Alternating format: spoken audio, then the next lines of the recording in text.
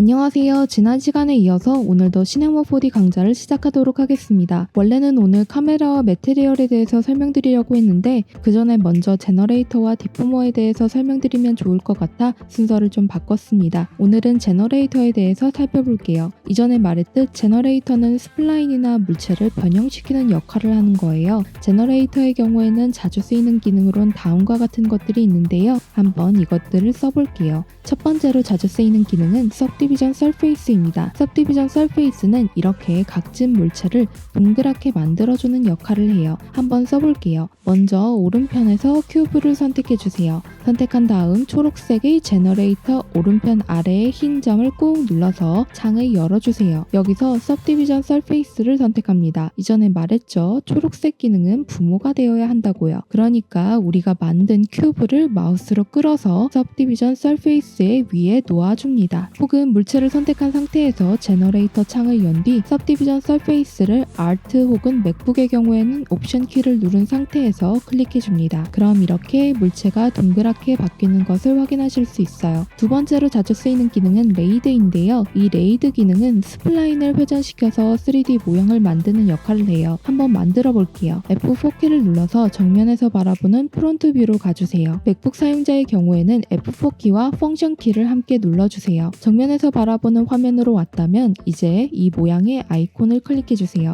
이건 스플라인을 그려주는 펜 툴이에요. 포토샵이나 일러스트레이터라는 프로그램을 사용해보신 분들에게는 이게 쉬울 텐데 처음 쓰시는 분들에게는 이게 어려우실 수도 있어요. 한번 같이 해볼게요. 먼저 나는 이런 모양으로 스플라인을 그려줄 건데요. 이때 스플라인을 그려주기 위해 먼저 점을 찍어줄 거예요. 점을 그릴 부분에 마우스 커서를 갖다 댄 뒤 마우스 버튼을 클릭해주세요. 그럼 이렇게 점이 생기는데요. 점을 찍었다면 옆에도 마찬가지로 마우스 버튼 클릭하셔서 또 다른 점을 클릭해주세요. 그럼 이렇게 선이 생겼죠. 이게 우리가 방금 그려낸 선이에요. 이런 식으로 마우스 버튼을 누르신 다음 원하는 위치에 점을 찍어서 선을 만들면 돼요. 그런데 나는 곡선을 그리고 싶다. 그런 경우에는 점을 찍을 때 마우스를 꾹 누른 상태에서 마우스를 움직여 보세요. 그럼 이렇게 곡선을 그리실 수 있어요. 곡선을 그리려면 마우스 버튼을 꾹 누른 다음 마우스를 움직이면 된다. 꼭 기억해 주세요. 근데 우리가 만든 곡선을 보니까 이렇게 점과 선이 연결된 모양이 함께 나왔는데요. 이건 곡선의 방향을 정해주는 핸들 같은 거라고 보시면 돼요. 이 점과 선이 연결된 끝부분에 마우스 커서를 갖다 댄 다음 드래그해 보시면 이렇게 곡선의 방향을 내가 조절할 수 있어요. 이제 본격적으로 그려볼게요. 우리가 방금 만든 스플라인을 이제 딜리트 키로 삭제해 주시고요. 스플라인 펜 툴을 선택한 상태에서 마우스 버튼으로 점을 찍어주세요. 클릭하면 이렇게 나오죠. 다시 한번 마우스 버튼으로 클릭. 자, 여기까지 그려봤는데 이번엔 곡선을 그려줘 볼게요. 곡선을 그릴 위치에 마우스 커서를 갖다 댄 뒤 마우스 버튼을 꾹 누른 상태에서 드래그해서 이렇게 곡선을 만들어줍니다. 다 그렸으면 여기 핸들 끝을 마우스로 잡고 움직여서 곡선의 위치를 잡아줍니다. 다시 반복해서 클릭하면 이렇게 이제 스플라인을 다 그려봤어요. 근데 내가 다 그렸는데 턴이 아직 안 떨어지네요. 이때 키보드의 맨 위편에 있는 ESC 버튼 클릭하면 이렇게 선이 사라지게 됩니다. ESC 버튼을 클릭하시면 이어졌던 선들이 사라지게 된다는 거 꼭 기억해 주세요. 이 펜 툴을 쓰시는 것은 자주 연습을 해보시면 좋을 것 같아요. 자, 만들었으면 F1 키를 눌러서 원래 화면으로 돌아가 주세요. 맥북의 경우에는 펑션 키와 F1 키를 동시에 눌러주세요. 그럼 우리가 만든 스플라인을 볼 수 있는데요. 이 스플라인을 선택한 상태에서 제너레이터의 오른편 아래의 흰 점을 꾹 눌러서 창을 연 뒤 Alt 혹은 옵션 키를 누른 상태로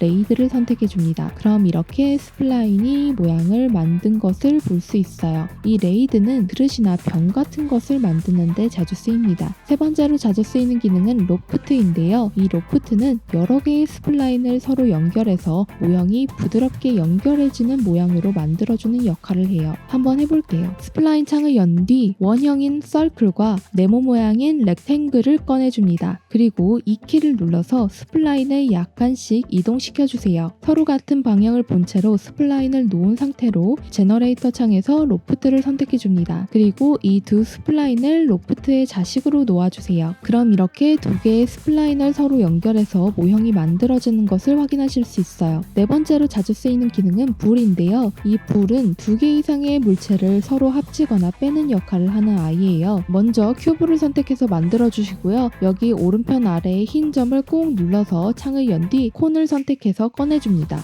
그리고 이 키를 눌러서 콘을 살짝 위로 이동시킬게요. 그리고 제너레이터 창을 열어서 불을 선택해주세요. 그 다음 만든 두 물체를 끌어다 이 불 위에 자식으로 놓아주세요. 그럼 이렇게 모양이 만들어지는 것을 확인하실 수 있어요. 불은 자식이 어떤 위치에 놓여지는지에 따라 모양이 달라지는데요. 먼저 위에 놓여진 자식이 적용받을 물체이고 밑에 놓여진 자식이 적용할 물체예요. 만약 내가 불로 파여진 모양을 만들고 싶다. 그러면 적용할 물체를 맨 위에 자식으로 두고 그 밑에 뺄 물체를 자식으로 놓으면 이렇게 물체가 만들어지게 됩니다. 이게 기억하기 어려우시다면 우리 뺄셈 할 때를 떠올리면 돼요. 뺄셈 할 때 내가 뺄 숫자를 맨 위에 놓죠. 그리고 내가 빼는 숫자는 그 밑에다 놓잖아요. 그것처럼 불도 똑같은 방식이라고 생각하시면 돼요. 이런 뺄셈 과정을 떠올리시면 불을 사용하실 때 기억하시기 편하실 거예요. 그리고 불은 이렇게 타입을 바꿀 수도 있는데요. 불을 누른 상태에서 오브젝트 부분에 불 타입을 이렇게 바꾸면 다양한 방식으로 모형이 바뀝니다. 유니온은 합치는 거고 서브트랙은 빼는 거예요. 다섯 번째로 자주 쓰이는 기능은 시메트리인데요. 이거는 물체를 이렇게 대칭으로 만들어주는 역할을 해요. 예를 들면 우리가 만든 이 불 타입을 대칭으로 만들어 볼게요. 그 전에 이 키를 눌러서 이 불의 위치를 살짝 조절해 줍니다. 그리고 제너레이터의 오른편 아래에 흰 점을 꾹 눌러서 창을 여시고요. 여기서 시메트리를 선택합니다. 그 다음 우리가 만든 물체를 마우스로 끌어다 시메트리에 놓아주면 이렇게 물체가 대칭이 되는 것을 보실 수 있어요. 근데 이 시메트리를 쓰실 때 주의하실 점이 있어요. 시메트리를 쓸 때 우리가 평소 초록 기능을 쓸 때는 Alt 혹은 옵션 키를 누른 상태에서 초록 기능을 눌러서 초록 기능을 붐으로 만들어줬잖아요. 근데 그런 식으로 시메트리를 한꺼번에 하게 되면 이 축을 기준으로 대칭이 되기 때문에 물체가 겹쳐질 수 있어요. 그래서 이 시메트리를 쓰실 때는 이렇게 빼준 다음에 붐으로 만들어주는 것이 필요해요. 이건 꼭 기억해주세요.